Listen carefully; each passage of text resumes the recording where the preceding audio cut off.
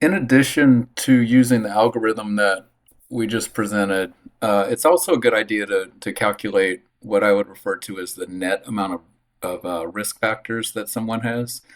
So a little bit about background on risk factors. We've probably heard this term before, but it's just a characteristic that someone might have. It could be high blood pressure, could be poor fasting glucose, could be a lot of things. But we'll go through those in a second. But it's some characteristic that if it's there, if it's present, it alters the probability of disease. So a positive risk factor is actually bad. So a positive risk factor, for example, high blood pressure, increases the probability of disease. A negative risk factor is actually good. That means it's protective in nature. So there's one negative risk factor that we're going to talk about that's actually protective in nature.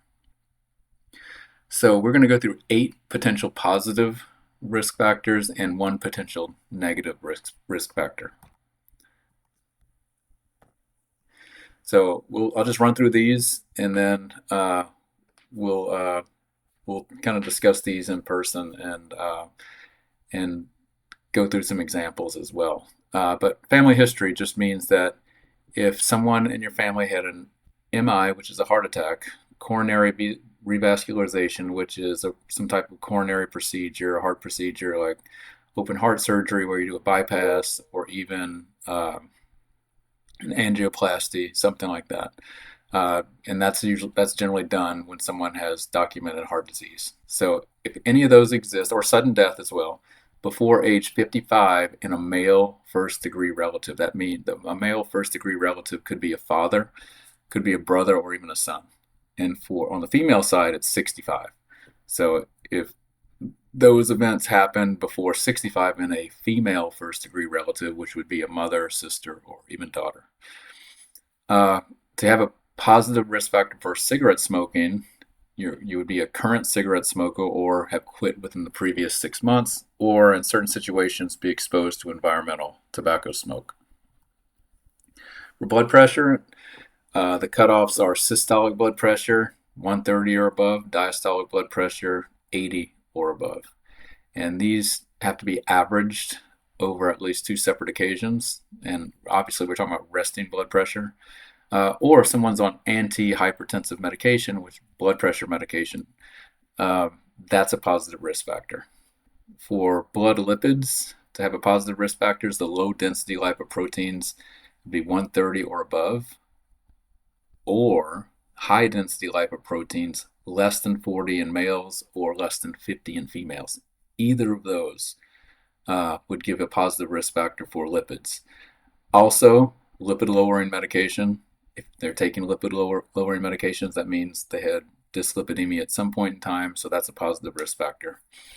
And then if those aren't available, sometimes all you have is total cholesterol, then the cutoff is 200 for a positive risk factor.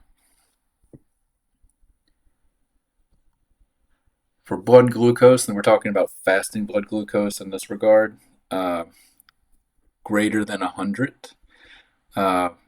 Or I put less than 126 because less than 126, if it was 126 or greater, they would be diagnosed with diabetes. So just having the risk factor without being diagnosed with diabetes, 100 to less than 126. That's the easiest one to remember. If you go to a second one that might be available, it would be the last one I have here, the HbA1c, which is commonly referred to as glycosylated hemoglobin. If that's 5.7% or greater, that's a positive risk factor. And then if you have information on a glucose tolerance test where they give some type of high sugar drink and then measure blood glucose after, it's 140. 140 is the cutoff. So a 2-hour value on a glucose tolerance test greater than or equal to 140. And the units again are milligrams per deciliter. That's how glucose is measured.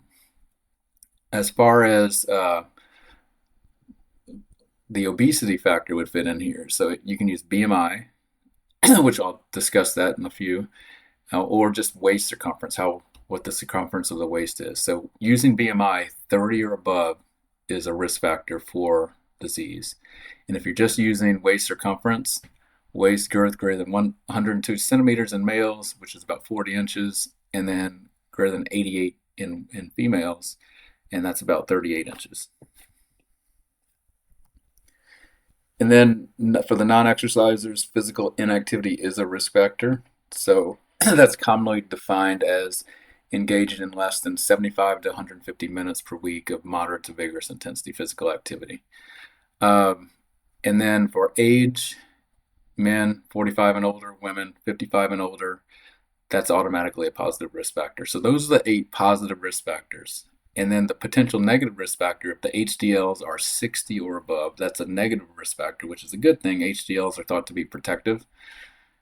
So, for instance, if you had 3 positive risk factors and you did have the 1 negative risk factor, the net would be 2. So you get to subtract one of the positive risk factors if you have the negative risk factor. So, common question I might ask is, what's the net number of risk factors that someone has? So if they had 5 positive risk factors and the negative risk factor, their net would be 4.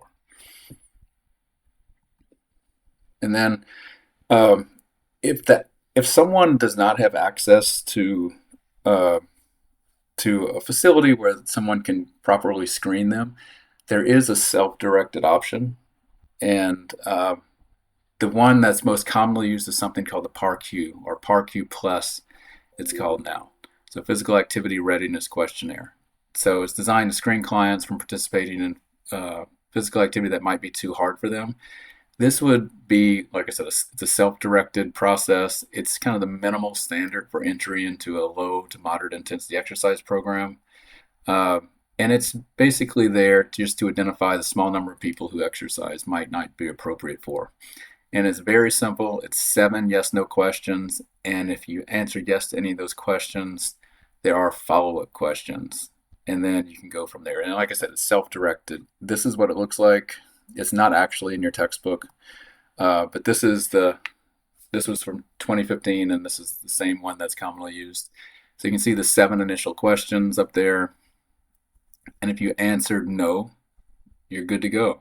You answer no to all of them. If you answered yes to any of those, there are several follow-up questions here. So you see more pages of follow-up questions that it asks you. And then it kind of directs you whether or not it's safe to exercise or if you need to engage in some type of medical screening or get medical clearance. And you can see there's place for names, signatures, etc. Now, everything that we just talked about is primarily geared towards the average, what I would call average, apparently healthy adult. So someone who's not in a hospital, not in a cardiac rehabilitation program, where they've had cardiac issues before. There are separate criteria to screen people that are already in these cardiac rehabilitation programs and or medically supervised exercise programs.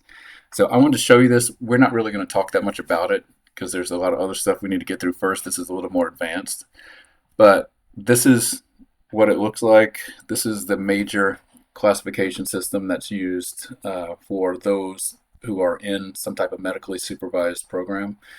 And you can see there's high risk, there's moderate risk, there's low risk. And there's a lot under here, and I wouldn't expect you to know all of this. But a couple things I just wanted to point out that I like to point out is if you go from high to moderate to low, the big thing I noticed in the differences is the symptoms, first of all, and then also the ejection fraction. So ejection fraction is the percentage of blood that's pumped out of the left ventricle every time the heart beats. And if a normal one, rejection fraction in a healthy person would probably be 60 something percent, maybe even a little bit higher. But if it's less than 40%, that means the person's automatically at high risk. 40 to 50%, moderate risk, and then obviously greater than 50%, relatively low risk. And like I said, like an average is usually in the 60s or maybe even 70%. All right, and then I just wanted to finish up just showing you some things that are related to things we've been talking about. Some of this is going to come up again in the next unit, but for blood pressure, I think it's important to know the classifications. So you can see for systolic and diastolic blood pressure, which I tried to highlight here, for systolic, normal is 120/80. Anything lower than that. If systolic's 120 to 129, then that was generally considered elevated, with the diastolic still below 80. And then hypertension starts at 130 over 80. So if you're either of these numbers, so 130 to 139, 80 to 89, that's stage 1 hypertension. And if it's higher than that, stage 2 hypertension. So 140 over 90. Years ago, this was the cutoff for hypertension. So it has been lowered. In 2017, they actually lowered these numbers. So this is you may be looking at this saying, well, it's not that high. You're right, it's not that high, but hypertension by definition now is 130 over 80, anything higher than that. So if one number is fine, the other is high, you always rate them in the worst possible category. So if somebody's blood pressure was 135 over 70, it would still be stage 1 hypertension. And same for stage 2 hypertension. So either or, systolic or diastolic. And if one of those falls in one category and another in another category, you always put them in the worst possible category. Body mass index. So obviously we use this to determine a risk factor. It's something that you should know how to calculate.